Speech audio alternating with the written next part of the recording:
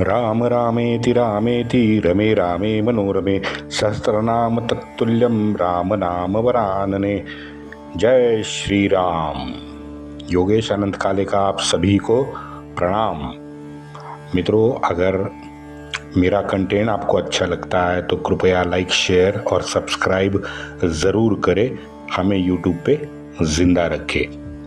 मित्रों, आपको लगता होगा कि ये योगेश राजपूत, मराठा, राघोबा दादा, ताजी, ये इनके छोटे मोटे प्रसंग पे क्यों अटका हुआ है, क्योंकि आज 4-5 एपिसोड हो गए मैं इसी पे बात कर रहा हूँ। वस्तुतः मित्रों, मैं सभी पक्ष को आपके सामने रखना चाहता हूँ और ये सभी ऐसे पक्ष हैं जिनका सीधा परिणाम 1761 में पानीपत पे हुआ। पानीपत कोई भूकंप नहीं आया था कि किसी को समझ में नहीं आया। अगर हम अभी समीक्षा कर रहे हैं तो हमें समझ में आ रहा है कि पानीपत तो होने के लिए 10 साल से लगातार सभी भारतीय प्रयत्न तो कर रहे थे, और प्रयत्न भी ऐसे कर रहे थे कि पानीपत में अब्दाली की जीत हो। उसके जीत के लिए हमारे यहाँ पे प्रयत्न 10 साल से हो रहे थे। इसलिए मैंने कहा ना आपको कि युवा राघोबा दादा इंदौर में जो 3 महीने राघोबा दादा ने गुजारे, उसके बाद उसको काफी सारी राजनीति की चीजें अब समझ में आने लगी थी। होलकर हो, नारोशंकर, अंताजी, हिंगणे वकील, रघुजी भोसले, इनकी कथनी करनी क्या है, उनके स्वतंत्र विचार कैसे हैं, उससे हमारे हिंदू पद पातशाही को धोखा कैसे हो रहा है, उसके लिए उनके कृत्य विघातक सिद्ध हो रहे थे। और ये भी है कि युवा राघोबा को अनुभव बिल्कुल नहीं था, मनमोजी मनुष्य था, बातों को पहले गंभीरता से नहीं लेता था। अच्छा, और भी एक चीज़ है कि दादा की पहुंच से ये सभी चारों बहुत दूर थे, क्योंकि वरिष्ठ थे, उनको गाढ़ा अनुभव भी बहुत मजबूत था, और सभी के सभी ने अपने कर्तृत्व से सम्मान भी कमाया था। उनको लगाम लगाने का काम सिर्फ नाना कर सकता था, लेकिन कई ऐसे प्रसंग भी हमने देखे हैं कि स्वयं नाना भी शिंदे होलकर को बातें सुनाने में हिचकता था। हमने सुना है, मैंने बताया, कम से कम 7-8 प्रसंग तो मैंने बता ही चुका है। अब उनका व्यक्तित्व, इन चारों का व्यक्तित्व अब इतना बड़ा हो चुका था कि नाना भी हिचकिचाता था उनसे बात करने। लेकिन ये कहते हैं ना कि भाई कृति में गलतियां हो सकती है, कोई प्रॉब्लम नहीं है। हम लोग क्रोध करेंगे, फिर एक 15-20 मिनट में शांत भी होते हैं, क्योंकि कृति करते वक्त कुछ तात्कालीन गलतियां हो जाएगी, लेकिन आपकी जो नीयत है उसके पीछे, कृति करने के पीछे की नीयत, वो शुद्ध और पवित्र होनी चाहिए। बस यही ये मात खा गए, क्योंकि इनकी चारों की नीयत में खोट तो पहले से थी, लेकिन अब दिखाई भी देने लगी थी।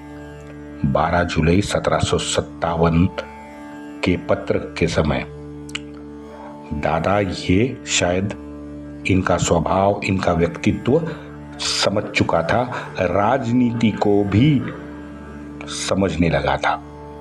जून जुलाई 2 महीने माधव सिंह के प्रकरण में निकल गए।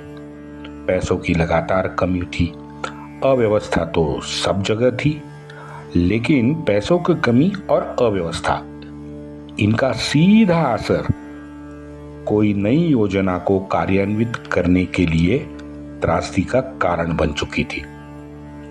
हाँ, हुआ कुछ नहीं, अगले 4 साल ऐसा ही चला, अगले 4 साल ऐसे ही चला, और उसका परिणाम हुआ पानीपत। 30 अप्रैल और 2 मई का मित्रों बखर में वार्तांकन है इस प्रकार। अब्दाली दिल्ली से निकल गया, शहाबुद्दीन रोहिला के साथ आ गया है। शहाबुद्दीन ने अपने साथ दोनों शहजादों को भी अब नए से जोड़ लिया है। नजीब अभी दिल्ली में ही है।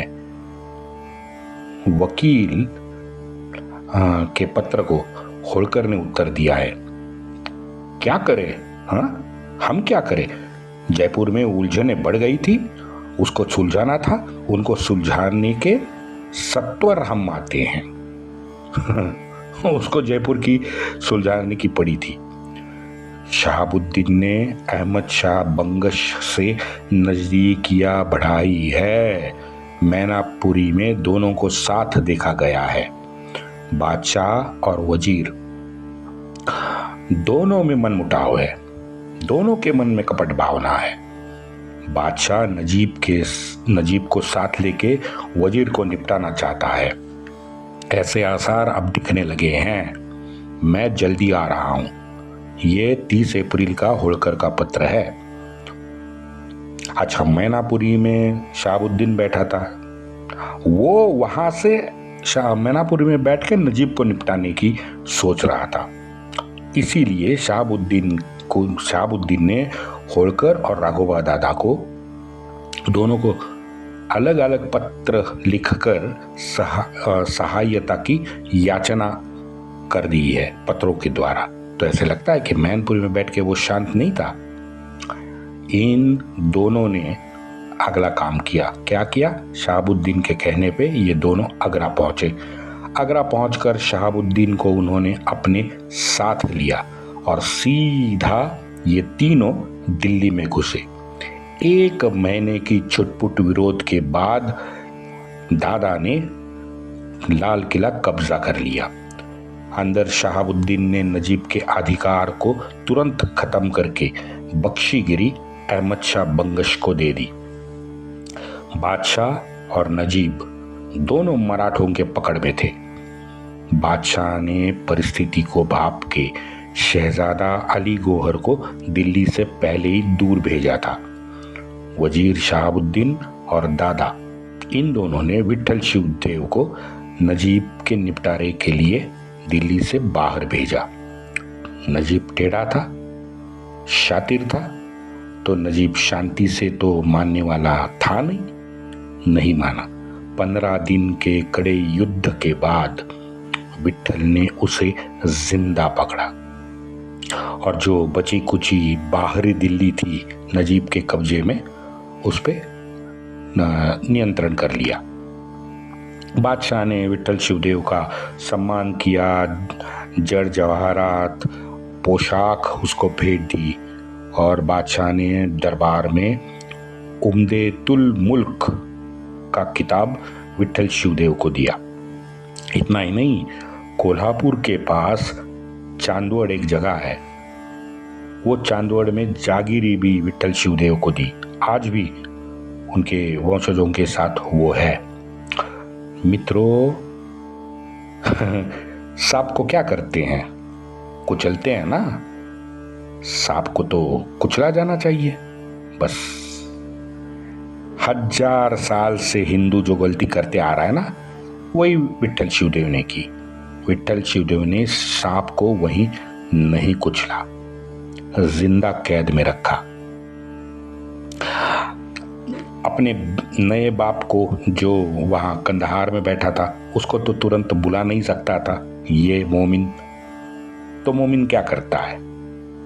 मोमिन को आकाशवाणी होती है, हे मोमिन, अल तकैया करने में शर्माओ मत, काफिर का साथ ले लो जब तक तुम ताकतवर नहीं बन जाते। ये आकाशवाणी हुई। बस नजीब ने अल तकैया का सहारा लिया। नजीब ने अपने वकील को होलकर के पास भेजा। नजीब भी देखो, उस भांड ने दादा के पास नहीं भेजा, होलकर के पास भेजा। होलकर से वकील क्या कहता है? मैं आपका धर्मपुत्र हूं, शरणार्थी को जीवन दान देना आप लोगों का गहना है। हाँ, आप लोगों का गहना बता रहा है ये वकील नजीब का। और फिर आगे के 3-4 लाइनें हैं वही रटा रटाया 1400 साल से उनका सेट फॉर्मूला जो होता है रंडी रोना, बस वो शुरू किया। भाई हमारे पिथोरा जी ने 17 बार गहने पहने, 17 बार, और 18वीं बार क्या हुआ? 18वीं बार उनका सर कलम कर दिया गया। हमारी माता जिजाऊ वही गलती, अजीत सिंह वही गलती, हमारे प्रथम सर सेनापति हिंदवी स्वराज्य के प्रतापराव गुजर वही गलती, हारने के बाद माफी देना। कितने नाम बताओ, 1000 साल का इतिहास है, बस यही चलते आ रहा है, आज भी यही चलते आ रहा है। हमारे हर पुण्यात्मा का नाजायज और जानलेवा फायदा इन इस्लामी धर्मांध दरिंदों ने उठाया है 1000 साल से। होलकर के पास गया, होलकर को पता नहीं क्या प्रेम आ गया, होलकर ने दादा से नजीब को मुक्त करने की गुहार लगाई। दादा क्या कहता है? दादा कहता है अगर युद्ध भूमि में मैं रहता तो मैं नजीब को वहीं काटता, जिंदा नहीं छोड़ता। यानी और एक गलती, नजीब को कैद से मुक्त करके होलकरों के शिविर में भेजा गया। ये है परिणाम, और इस घटना के परिणाम 61 तक हमने कैसे भोगे ये आगे हम बताएंगे। लेकिन मित्रों, परम पूज्य वीर सावरकर जी ने 1910 में लिखा है, 1910, आज कितने साल, 115 साल पहले लिखा है, उदारता मानवता ये कलयुग में अवगुण बन चुके हैं। इन दोनों गुणों से हमें सिर्फ यातनाएं मिली हैं। मित्रों, सावरकर जी की भविष्यवाणी, इन सभी जितनी भी भविष्यवाणी उन्होंने की थी, एक तो 100% सत्य हुई है, और इसमें मैंने एक एपिसोड भी किया है। मसूद अजहर को आप सोचो, वहीं ठोका जाता तो कंधार जाके छोड़ना पड़ता? सोचो, यासीन मलिक जैसे गंदी नाली के सूअर को अगर वहीं ठोक देते, हाँ, दंगे होते, लोग मरते, बम फूटते, अराजकता पूरे इसमें जम्मू कश्मीर में या दिल्ली में फैलती, सब मान लिया, सत्य बात है। अगर उसको मारते तो ये जरूर होता। लेकिन मुझे एक सवाल का जवाब दो, ये जो अगले 30 साल उस सूअर को जिंदा रखा, आदमी नहीं मरे क्या? 40,000 कश्मीरी मरे हैं, 40,000।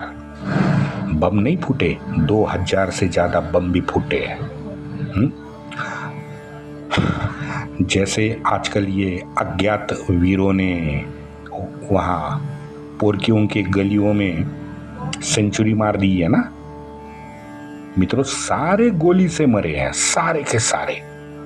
और ये जितने भी मरे हैं वहाँ के सूअर, वो सब कश्मीर में नंगा नाच करके चले गए थे, वहीं सूअर मरे हैं उनका अज्ञात वीरों के द्वारा। क्या ऐसे धर्मांध हीरा मंडी की नाजायज औलादे जितने भी घूम रही थी, उनको जीने का हक होना चाहिए क्या? तुरंत ठोकने का हक होना चाहिए उनको। ये हमारी उदारता और इसका वर्षाव इन जानवरों पे इतने साल करते रहे।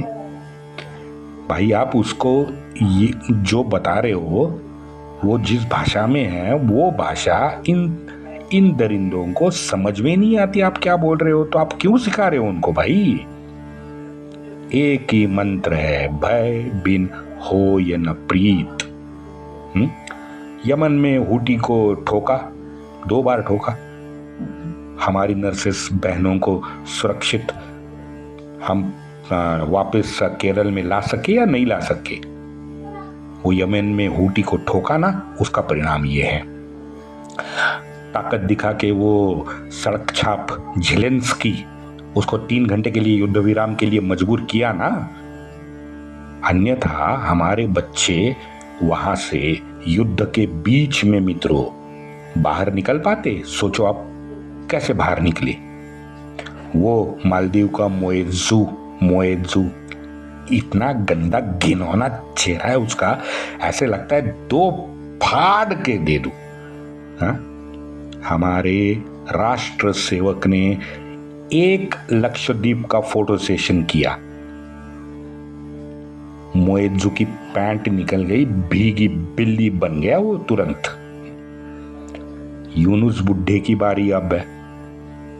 वैसे वो ट्रेड रूट बंद किया तो उसका कुर्ता तो फाड़ा ही है, अब धोती नीचे शलवार की बारी है। मैं तो कहता हूं कि भाई हमारे सरकार ने प्रण लेना चाहिए कि 2027 या 2028 ये 2 साल में जब भी मौका मिले डॉक्टर मेहरंग बलोच को 26 जनवरी को प्रमुख अतिथि के तौर पे दिल्ली में बुलाना चाहिए। ये मेरी मांग है सरकार से। ये 10 साल जो गए 2014 के बाद, हमारे पाकिस्तान को देखो, पड़ोसी को, गंदा नाली का कीड़ा साला वो। हाँ, हो गया ना भिखमंगा। कोई पूछने वाला है? कोई पूछने वाला नहीं है। सऊदी अरब ने तो अब वीजा बंद करके पिछवाड़े पे लात भी मार दी है, बताओ। हमारे पैसों में, हमारे यानी भारतीयों के पैसों की खैरात से ये यूट्यूबर है ना, पोरकी यूट्यूबर, भारत को अब बाप बाप बाप बाप कहने से नहीं थकते। बताओ ये क्यों? ये प्यार है क्या उनका? हाँ, अचानक प्यार जागरूक हुआ भारत की तरफ? नहीं मित्रों, ताकत का खेल है, भय बिन होए न प्रीत। संबल में क्या हुआ? संबल में होली और रामनवमी तो धूमधाम से, बड़े शान से, श्रद्धा के साथ मनाई गई। कुछ हुआ क्या? कुछ नहीं हुआ। कोलकाता में देखा, नवमी में पूरा कलकत्ता भगवा बन चुका था। और वो हमारा जो दिल्ली का कोटा है ना, वो सिर्फ 500 की भीड़ की हम परमिशन दे सकते हैं, 500 से ज्यादा कलकत्ता के जुलूस में लोग नहीं जाएंगे। क्या हुआ भाई? ये ना मैं कोठे वालों को भी समझाना चाहता हूँ। भाई देखो, ऐसा है कोठे वालों, आप ना भगवान नहीं हो, 1। 2, आप सब सरकारी नौकर हो जो हमारे टैक्स के पैसों से, आपको जो पगार मिलता है ना, वो हमारे पैसों से मिलता है। 2, आप कृपया जनता का अब मूड समझो कि जनता का मूड क्या है। या फिर रात को जब विस्की पीते बैठो ना के घर पे, तो वो जले हुए नोट का स्मरण करो। तो थोड़ी बहुत मुझे लगता है शर्म भी आएगी कि भाई क्या हो गया वो। चल, मैं ज्यादा नहीं बोलता, जले हुए नोट का स्मरण सबको है। आप भी जरा रात को विस्की पीते पीते कर लो, फायदा होगा। मित्रों, मैं बता रहा हूं, बिना सरकार के मदद के ये लोग कुछ नहीं कर सकते, चाहे जितना चिल्लाए। 3 बैठे, 5 बैठे, 7 बैठे, 17 बैठे, जितने चाहे 200 बिठा लो, होगा कुछ नहीं अगर सरकार आपकी मदद ना करे। इसे मित्रों कहते हैं भय। चिंग चोंग पिंग पोंग गलवान में क्यों भागा बताइए? एक हमारे सुरेश बाबू, हाँ, 100 से ज्यादा लोगों को पीट के दरिया में फेंक दिया। उसके बाद सीधा आया ना, चिंगचोंग भाग गया गलवान से। और ये हमारे कारगिल में अपनी जान की बाजी लगाने वाले, वहीं उनको क्या कहते हैं उसे, निर्वासित छोड़ के ये साले पोरकी वहां से भाग गए थे। डर ना, भय। सालों सिर्फ आग दिखाई तो पैंट गीली हो गई सियाचिन में आपकी। हाँ, यासीन मलिक सुअर की तरह पंतप्रधान के साथ उनके दफ्तर में दावते उड़ा रहा था। कितना क्लेश हुआ होगा हर भारतीयों को, बताइए आप भी सोचिए, आपको भी क्लेश हुआ होगा। और इन लोगों को आप मानवता से जोड़ देंगे? हाँ, Palestine Palestine Palestine Palestine Palestine, वो गाजा गाजा गाजा गाजा, बस गला फाड़ते रहते हैं। क्यों नहीं जाते वहां पे लड़ने के लिए? भय मित्रों, भय। रोज रोज यूट्यूब जब खोलते हैं तो पैलेस्टीनी आदि जख्मी बच्चों को दिखा के इमोशनल रंडी रोना गाने शुरू कर देते हैं। क्या करें इनका? इसलिए मैं कहता हूं कि ये आपकी भाषा ही नहीं समझते।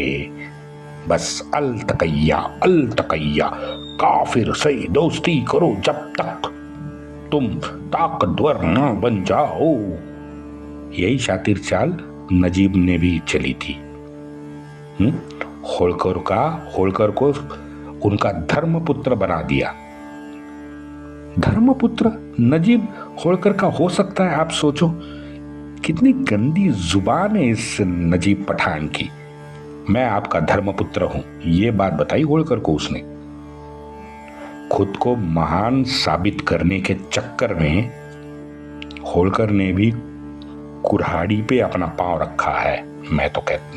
मैं ये मानता हूं। वो आखिरी एक गाली देनी बाकी है। वो बुढ़ा दलिंदर कश्मीरी जिलानी, आपको याद है ना?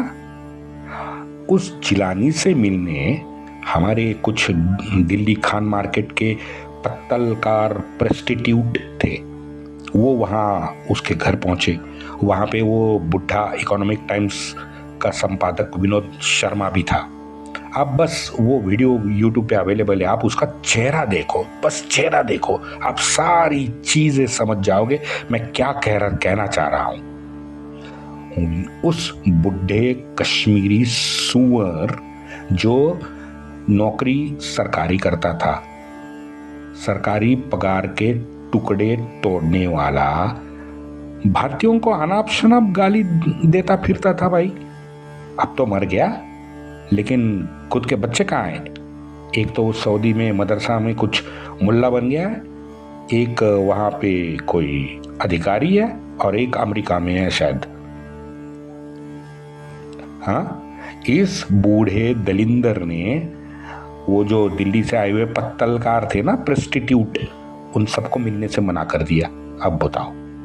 और ये दिल्ली वाले हमारे 10 जनपद की फेंकी हुई सड़ी रोटी खाने वाले हमारे प्रेस्टिट्यूट पत्तलकार लाचार साले उसके घर के बाहर प्रतीक्षा कर रहे थे। भाई मुझ पे विश्वास मत रखो, वीडियो जाकर देखो।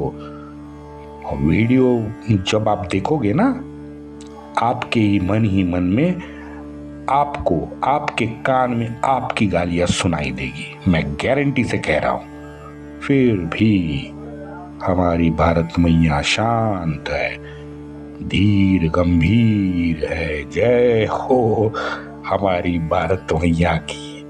भारत मैया को ऐसे भी लोग भारत मैया की आड़ में रहते हैं। जय हो, वंदे मातरम।